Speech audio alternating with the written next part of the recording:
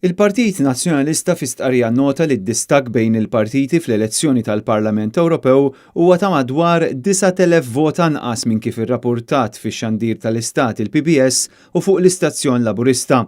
Dan ifisser li mhux minnu li d-distak bejn il-partiti l-kbar kien ta' 51,500 vot kif kien irrappurtat mill-medja, iżda id-distak kien ta' 42,656 vot.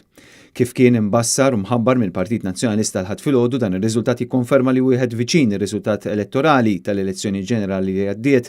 Il-Partit Nazzjonalista qal li uża prudenza kbira u kien kawt ħafna meta għażel ma jkomplix insisti x'kien qed jirriżultalu mill-kalkoli tiegħu qabel għalaq l-att uffiċjali tal-voti li kkonferma il-kalkoli tal-Partit Nazzjonalista.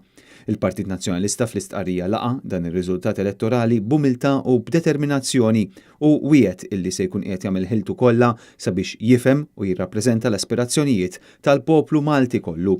Dan kien ukoll il-messaġġ li wassal lil ħadd il-kap tal-Partit Nazzjonalista Adrian Delija qabel ma tella l-Counting Hall fejn irringrazzja lil dawk kollha li taw l-appoġġ tagħhom lill-Partit Nazzjonalista u l-mijiet ta' volontiera.